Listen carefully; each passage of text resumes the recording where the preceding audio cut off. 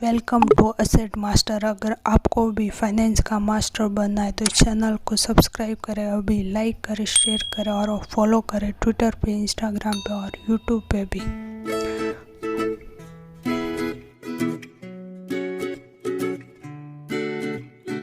आज का हमारा टॉपिक है what is free hold property versus lease hold property. मतलब डिफरेंस क्या है फ्री होल्ड प्रॉपर्टी और लीज होल्ड प्रॉपर्टी में।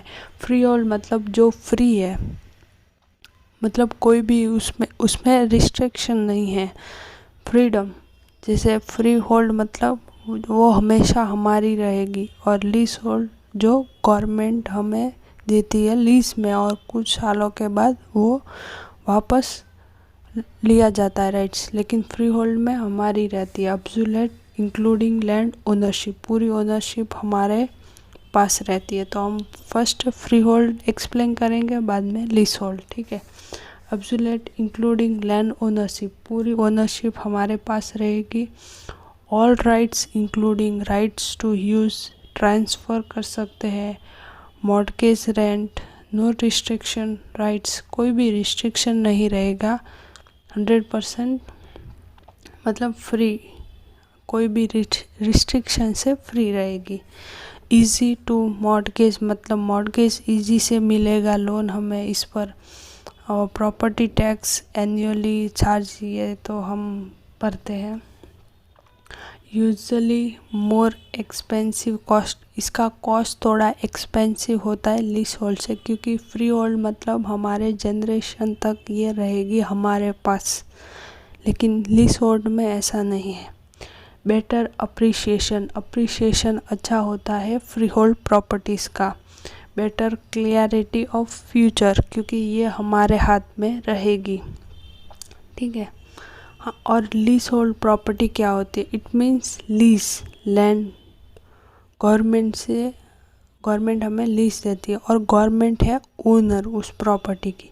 State remain owner of land lease to less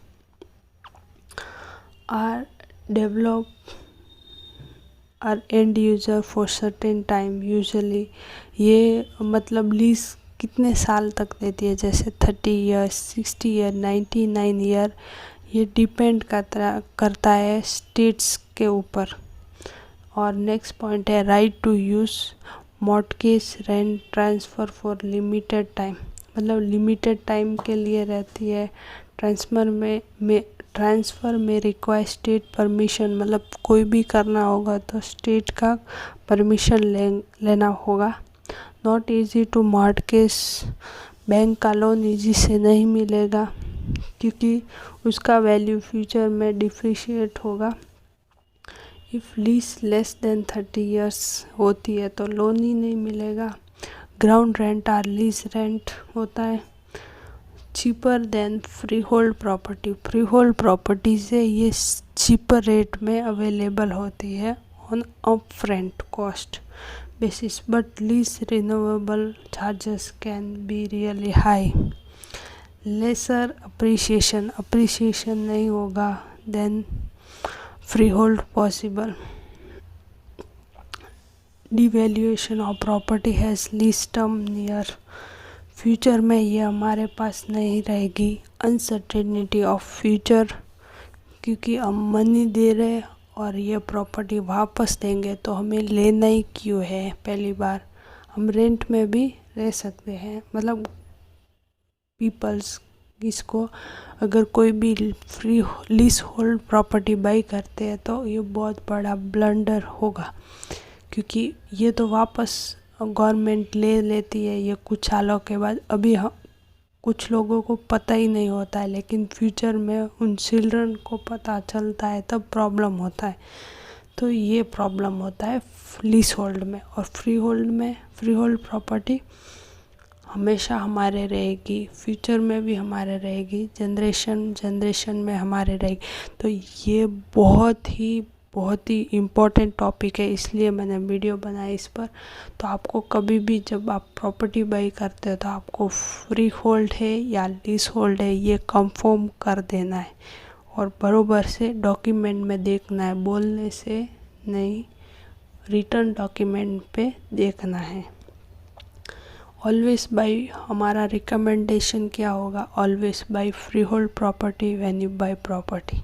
okay, तो हमेशा ये ध्यान रखना, ये बहुत इम्पॉर्टेंट टॉपिक है, क्योंकि ये इसका ट्रांजैक्शन भी होता है तो बहुत बड़ा होता है। कोई लोग मतलब पूरी लाइफ में एक प्रॉपर्टी ऐसी बाई करते हैं और ये ऐसा प्रॉब्लम कर लिया तो मतलब बहुत बड़ा प्रॉब्लम हो जाएगा। So be careful and do your due diligence, hire lawyer.